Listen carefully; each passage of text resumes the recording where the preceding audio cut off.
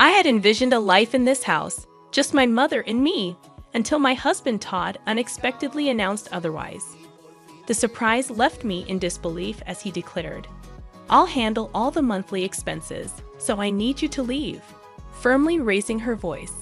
I was taken aback and bewildered by their sudden decision.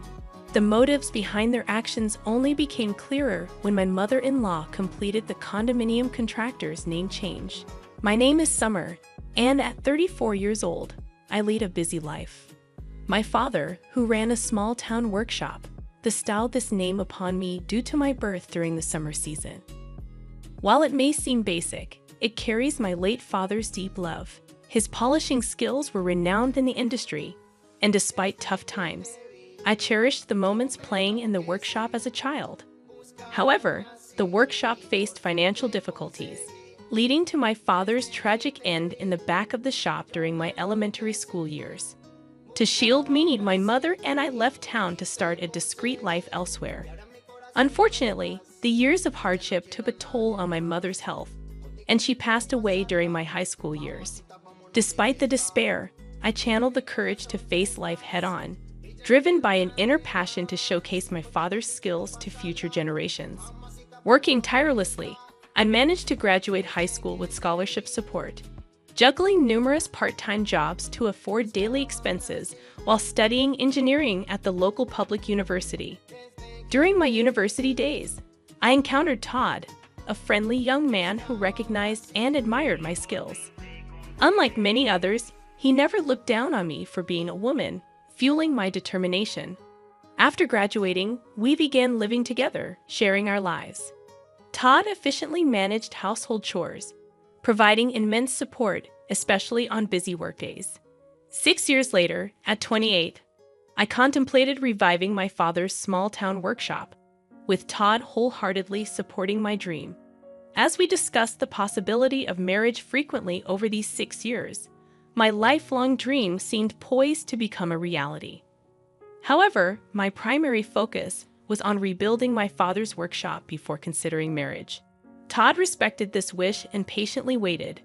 To raise funds, I opted for crowdfunding, leveraging my position as a female engineer. I incorporated the uniqueness of my story into the advertising campaign, aligning with the societal shift towards increased support for women. Carefully planning and persistently securing funding and the right personnel, after 4 years of effort, I successfully revived the town workshop. Mindful of the financial struggles the old workshop faced, I introduced state-of-the-art equipment and gave the factory a modern and sophisticated design. By establishing facilities and systems conducive to women, I aimed to create a workplace that was both productive and female-friendly. These efforts quickly elevated the workshop's status to top tier within the industry. While some might perceive my success as luck, it was, in fact, the result of numerous challenges and tireless efforts. Todd, my university partner, knew this best. However, Todd's career faced challenges, and while his colleagues progressed, he remained a rank-and-file employee. Growing frustrated, he started expressing his dissatisfaction, saying coldly, "You're really lucky to have succeeded. There must be someone better for you than me, right?" I repeatedly reassured him that my success wouldn't have been possible without his unwavering support. I genuinely believed his involvement in my life and career was indispensable. To express my deep gratitude and love, I proposed marriage. I valued his special presence, pure and warm-hearted sensitivity, bringing happiness to my everyday life. Despite finding great comfort and solace in his presence, I began noticing changes in his heart over the 10 years since we became adults. My hope was to dispel his insecurities through marriage. Upon deciding to marry, we rushed to inform our families. Contrary to my expectations, Todd's family home was an old, decaying wooden house that raised concerns about its stability. When Todd's mother first saw me, she remarked, "You're the daughter of the wealthy business owner they often talk about," reflecting my past fundraising and media exposure. In the pursuit of success, I had emphasized the importance of first impressions, but the reality of Todd's family background differed from my expectations. I dedicated considerable time and effort to my attire and appearance, aiming for a suitable impression. However, from my mother-in-law's perspective, my outfit might have appeared flashy and excessive. She started speaking in a sarcastic tone, implying that I owed my appearance to Todd's assistance. Despite feeling grateful, I sensed tension as I entered their quite old house. Todd seemed to have something on his mind, but remained silent. His father, in tattered clothes and with a restless demeanor, reflected the atmosphere of the home. Apologizing for the state of their house, he acknowledged its issues and conveyed that it might differ from the appearance of a wealthy household. Trying to calm myself, I internally took several deep breaths. Each time I made a casual remark, Todd's parents responded with comments about how rich people have different ways of thinking and values than common people like us, making genuine conversation difficult. Back at home, I asked Todd about his parents' views on wealth, and he shared surprising facts. Since childhood, he was taught that fancy apartment buildings were probably built on wrongdoing, and wealthy people engaged in shady dealings. They were believed to lack understanding of others' feelings or hardships, and Todd was advised to avoid befriending children from wealthy families. Although I hadn't grown up in a wealthy family myself, I found it intriguing to understand the roots of his parents' strong feelings. Even afterward, Todd's parents disapproved of our relationship. His mother often expressed concern about me making him do too much, while his father advised him not to let married life be completely dominated by his wife. These sentiments seemed to contribute to Todd's declining self-esteem. Behind my successful career was a desire to fulfill my late father's dream, not a wish to look down on others or use them. Despite Todd previously discussing this with his parents, my social success left a lasting impression on them. Attempting to improve our relationship, I communicated and tried to understand them multiple times. However, no matter how much goodwill I showed, Todd's father approached me with bias, saying, "This is how rich people think." Their reactions gradually closed off my heart.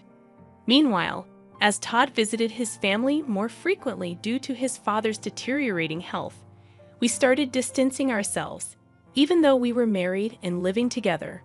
About 2 years later, he suddenly announced that he had decided to quit his job because he was too busy with things at home. I was infuriated that Todd made such a significant decision without discussing it with me first. At that point, our relationship had deteriorated into a mere formality, lacking meaningful and sincere communication. He claimed to be busy with housework, but in reality, he frequently visited casinos and racetracks. When I confronted him about his actions, Todd dismissively suggested hiring a professional housekeeper, stating that he wasn't my servant, and we had enough money to cover the expense. His words left me deeply shocked and at a loss for a response. Around that time, Todd's father's health worsened, and he passed away. 2 months after receiving this news, my mother-in-law and Todd visited my house, and he unexpectedly declared, "I plan to live in this house with my mother, just the two of us." Taken aback by this sudden statement, I stood there speechless. Todd went on to say, "I will pay the monthly rent, so I want you to leave." Shocked by this demand, I could only ask, "Wait a minute, are you really able to pay the rent, Todd?" Instead of a reasonable response, my mother-in-law yelled at me, expressing her anger and stating that she couldn't forgive me for belittling them. Todd, dissatisfied, sighed deeply, proclaiming that he wouldn't tolerate being bossed around anymore and intended to live life on his terms. Surprised by their intense attitude, I momentarily lost my words. Reflecting on their past actions and words, I realized that dealing with them would be extremely challenging. I responded firmly, "I understand. I will leave this house next month." Unsatisfied, my mother-in-law pushed for an even quicker departure, demanding, "Can't you just get the hell out of here and leave next week?" I'm being ready for my new life, and I've already arranged for my stuff to be delivered to my new house. Her abrupt demands puzzled me, considering I had just decided to leave. Unable to comprehend her reasoning or course of action, I hesitated. In response, my mother-in-law raised her voice even more, asserting, Someone as wealthy as you should leave them moving to professionals, right? She repeated a sarcastic phrase, implying that she viewed the wealthy as something special or different. Initially, I considered it proper for them to move to a new place since I was the one who contracted for the house. However, my mother-in-law continued to assert strongly, "This house belongs to Todd. No matter how much you earn, I won't allow you to hide that fact." Behind her words, I sensed a message that my higher income shouldn't make me feel superior to Todd. Looking at Todd's changed and gloomy expression, I questioned why I had invested so much time in such a person. In this unbearable situation, where living with them seemed insufferable, and I wanted to avoid sharing the same space, breathing the same air, I concluded that it was time to seriously consider divorce. Understood.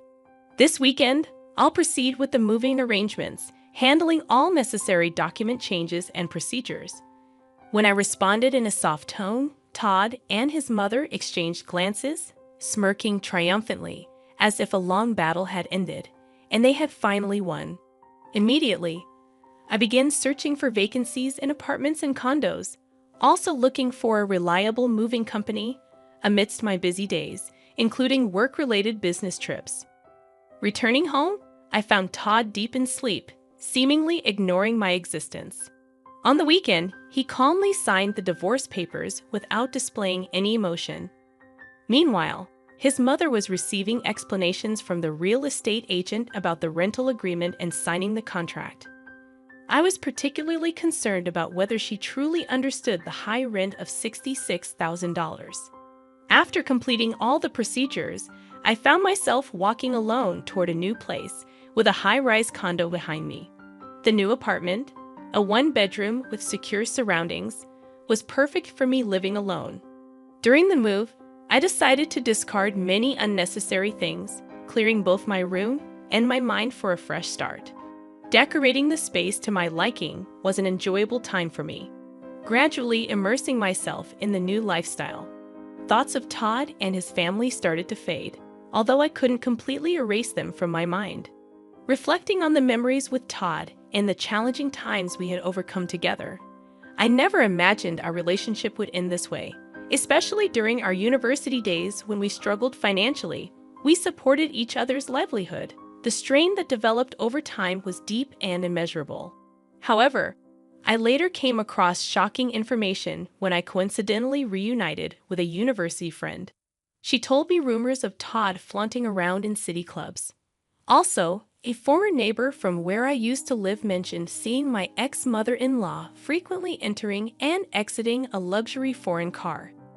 They described them wearing unfamiliar luxurious fur clothes and speaking completely differently than before. Hearing about their lavish lifestyle, I couldn't believe they'd once looked down on the wealthy. Particularly after I had distanced myself from that life, I saw how much they had transformed. Then, unexpectedly, 2 months later, I received a call from Todd. "I really need your help." His voice conveyed a level of desperation I had never heard before. I had not expected to hear from him in such a manner after our one-sided relationship ended. Actually, we've gotten ourselves into some unexpected trouble. What exactly happened? Todd's response indicated that the events had begun 3 months prior. He was shocked to learn the astonishing truth through a call from his mother. "I hit the jackpot in the lottery. Can you believe $30 million? She had apparently been buying lottery tickets in the past, and this time, she had won an amount beyond her wildest dreams. Is that really true, or is it a joke?" Todd asked her to confirm. After checking the lottery numbers multiple times herself, the ex-mother-in-law assured, "There's no mistake. I've checked it over and over. We are so unbelievably rich now. Now we can face those upper-class people with no problem. Truly, God has blessed us." She spoke with elation, lifting her spirits. Moved by these words, Todd was in tears, and his mother added, "With this amazing stroke of luck, you can escape from that woman's clutches. Have you heard? She seems to be frolicking around with some young guy now. Such a woman should be kept at a distance." These words pushed Todd further, and his pent-up anger and frustration boiled over. "Now that we've acquired wealth, I won't be controlled by her. We won't have anything to do with her anymore," he declared with a trembling voice, informing me of our disconnection. It became evident that during these events, a common goal had emerged between them to completely exclude me. Subsequently, they began a lavish lifestyle in a downtown luxury condo, seemingly spending extravagantly every day. Todd used his savings liberally, and the ex-mother-in-law spent her late husband's inheritance without any reservations. Excited, they decided to go to the nearest bank to cash in the lottery ticket. However, at the bank, they faced a shocking truth. The lottery ticket they brought was from the previous year. Disbelief and dismay spread across their faces. It turned out the ex-mother-in-law had been comparing last year's lottery ticket with this year's winning numbers. Amidst this commotion, there was a deep-seated fear that somehow I would take their wealth from them. Surprised upon hearing their story, I was at a loss for words. "That's truly unfortunate and sad," I conveyed my sympathy. Just as I was about to end the call, Todd spoke up again, asking, "But we should have a right to alimony, right?" Continuing to claim without any basis, he added, "You were cheating, right? On that fact alone, we should be able to claim alimony." Explaining his situation, Todd felt stressed about the house and believed he had the right to demand alimony. However, it was clear in my memory that Todd had quit his job on his own accord. My emotions surged, and I couldn't tolerate such baseless claims. "I can't believe you would say such a thing, you sleazy man. Are you for real?" I raised my voice involuntarily. In this moment, my usual calm judgment and strong resilience frayed. Perhaps sensing my anger, I could feel Todd's surprise and confusion over the phone. "Truly, it's me who should be seeking alimony. You only think about yourself, heartlessly kicking me out always. That want-to-be-rich spiel, I heard it so many times. Why do you and your mother complain so much? I can't tolerate this attitude of just being jealous without making any effort." I continued with an emotional outburst. After my emotional outburst, there was a moment of silence. Then, I felt a sense of clarity and hung up the phone. Their mistake with the lottery ticket astounded me, but now it was none of my business. Whatever fate they met was irrelevant to me. Days later, as I walked in front of my factory, I saw my ex-mother-in-law in a visibly deplorable state. She appeared before me and began to prostrate. "Please help me. We can't afford to return the $66,000. Please come back and be a part of our family again." That should have been clearly written in the documents. Why didn't you check them thoroughly? Didn't you understand how serious it all was?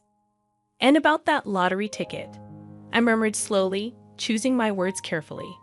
"Will you truly abandon a mother and child struck by such misfortune?" After a pause, I shook my head calmly and said, "I believe that luck, in many cases, is something you forge for yourself despite hardships. I have strived to carve out my own destiny. How much of that mindset did you have?" My words left her with a surprised and somewhat regretful expression. Struggling to find a response, I walked past her and started walking in the direction of the building. After a short walk, I turned around to find my former mother-in-law still standing there. But I never looked back again and kept walking, focused on the path ahead. As expected, Todd and his mother were eventually evicted from the luxury condo. They chose an old wooden shack as their new dwelling, having spent all their savings. Now, they spend their days working various part-time jobs to support themselves and save for the future. Over the following years, I dedicated myself to my work, and my factory grew far beyond its original small-town scale. I secured funds to purchase a larger plot of land nearby and established a new state-of-the-art factory there. This newly built facility was designed with the comfort of the entire family in mind, complete with maternity leave and childcare facilities for employees. Although my parents were not able to witness this success in person, every time I see a smiling couple with their children visiting the factory, I remember myself as a child and feel a deep sense of relief and happiness at the sight of them.